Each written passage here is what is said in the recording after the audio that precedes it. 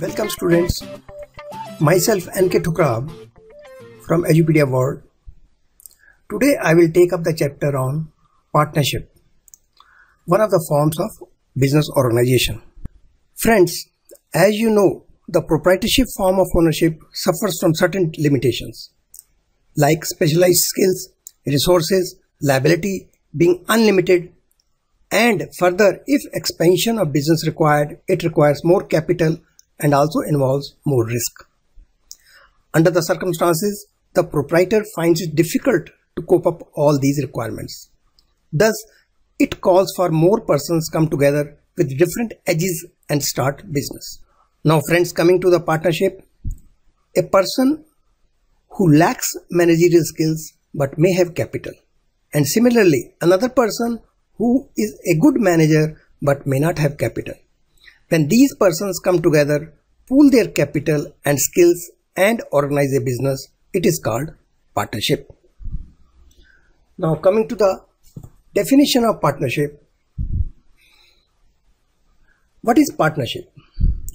According to Indian Partnership Act 1932, partnership is the relation between persons who have agreed to share the profits of business carried on by all or any one of them acting for all. Now students, as you see in the slide, the partnership has been defined as a partnership is the relation which subsists between persons who have agreed to combine their property, labor or skill in some business and to share the profits therefrom between them. So under partnership, number one, it is a relationship. Number two, all the partners combine their property, labor or skill in some sort of business and agreed to share the profit therefrom either equally or under the percentages. I think now everybody has understood what is partnership. Now coming to next, let us go. What are the features of partnership? Number one feature is formation. Partnership is governed by the Indian Partnership Act 1932. It comes into existence through a legal agreement among the partners in which terms and conditions governing the relationship, sharing of profits and losses and the manner of conducting the business are specified. And one of the specific thing I can tell you that it must be noted that the business must be lawful under partnership and should be run with the motive of profit only. If two people work together for a charitable purpose, it will not constitute a partnership. Second feature of partnership is liability. Under partnership, the partners of a firm have unlimited liability. That is, their personal assets may be used to pay off debts of the business in case of insufficiency of business assets. Further, the partners are jointly and individually liable for payment of debts. Jointly, I mean all the partners are responsible for the debts and they contribute in proportion to their share in business and such are liable to that extent. And individually, each partner can be held responsible to repay the debts of the business. However, such a partner has the right to recover the proportionate contribution from other partners. Now coming to the next point, risk bearing. Under partnership, the partners bear the risk involved in running a business as a team. However, in the event of losses, they also share the losses in the same ratio as they are sharing in the case of profits. Next is decision making and control. One of the features of partnership is that partners share amongst themselves the responsibility of decision making and control of day-to-day activities.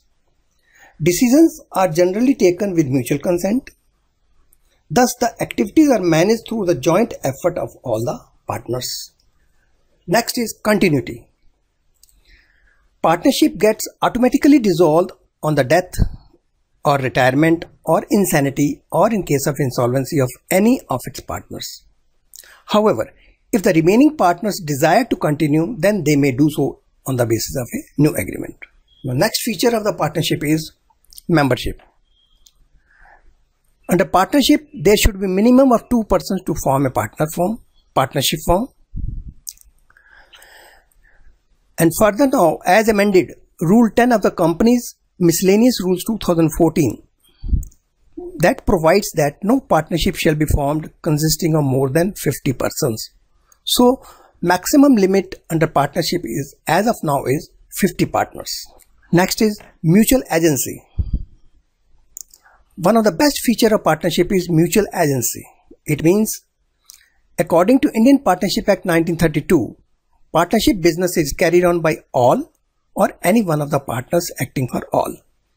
It means every partner acts in the capacity of an agent as well as a principal. Now friends, as an agent, I mean to say every partner represents other partner and thereby binds them through his acts. Similarly, as a principal, he is bound by the acts of other partners. After covering the features of partnership, now let's see what are the advantages of partnership. Number one advantage is ease of formation and closure. A partnership firm can be easily formed and dissolved. It comes into existence through an agreement between the partners and they can start a lawful business even without registration. So easy of formation as well as easy to close the business. Next advantage is balanced decision making. Two heads are always better than one. It is normal saying. The specialized skills and experience of different partners are available to the firm. The partners can oversee different functions according to the area of expertise. So it not only reduces the burden of work but also leads to more balanced decisions. Next advantage is more funds. As in case of proprietorship, there is a limitation of fund. But here in case of partnership, capital is contributed by a number of partners. As a result, the business has got large resources as compared to the sole proprietorship firm. Next advantage is sharing of risks. In partnership, business risks are shared by all the partners under the principle of unlimited liability. This reduces the anxiety, burden and stress on individual partners. Next advantage is confidentiality of information. You can say secrecy. A partnership firm can easily keep its secrets as it is not required to publish its accounts. So partners are not likely to leak out the secret as their own future is linked with the success of the firm. So these are the advantages of partnership firm. Now covering the merits of partnership, let us come to limitations of partnership. What are the limitations? What are the deficiencies under partnership form? Now you can see in the slide, friends, the limitations of partnerships are: number one is unlimited liability. The liability of the partners is unlimited jointly as well as individually. Here, under partnership, partners are liable to pay off business debts from their personal property if the business assets are not sufficient to meet its debts. It is a drawback for those partners who have greater personal wealth, and as they will have to repay the entire debt in case the other partners are unable to do so. Another limitation of partnership is limited resources. A partnership firm cannot raise huge financial resources to support large-scale business operations due to legal ceiling on number of partners. As a result, the partnership firms face problems in expansion and growth beyond a certain size. So this is one of the great disadvantages under partnership. Another is possibility of conflict. What is the possibility of conflicts? Can be in a partnership firm, every partners enjoy the right to participate in the affairs of the firm. So any difference of opinion on some issues may lead to disputes between the partners, as decisions of one partner are binding on others. Any wrong decision by one partner may result in financial ruin of all the other partners. Further, if a partner desires to leave the firm, then it will lead to termination of partnership as there is restriction on transfer of ownership. So possibility of conflicts can be there under partnership. Another is lack of continuity. The life of a partnership firm is highly uncertain and unstable, as partnership can be dissolved in case of insanity of a partner or in case of insolvency of a partner. So it is highly uncertain. It can come to an end by agreement, as I said, insolvency, death, or insanity of any of the partners. However, the remaining partners can enter into a fresh agreement if they want to continue to run the business. Another limitation of partnership is lack of public confidence.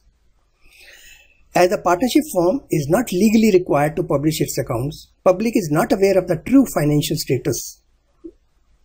As a result, the partnership firm enjoys less confidence of the public. Now friends, let's examine registration of partnership. What registration of partnership means? Why it is required? What is the need? Number one, registration of a partnership firm means the entering of the firm's name along with the relevant prescribed particulars in the register of firms kept with the registrar of firms. So this is what registration means. Now, what is the need for registration? Registration provides conclusive proof of the existence of partnership firm. It is at the option for a partnership firm to get registered. However, non-registration deprives the firm from a number of benefits. So, as you know, and what I said that it is optional for a partnership firm whether to get registered with the registrar of firms or not to register. If it's registered, lot of benefits are there. Otherwise, the firm is deprived of the number of benefits. Now let's see what are the consequences of non-registration. The consequences are: number one, partner cannot file a suit. A partner of an unregistered firm cannot file a suit against the firm or other partners.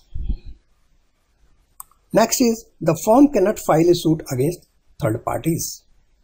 And next, the firm cannot file a case against the partners.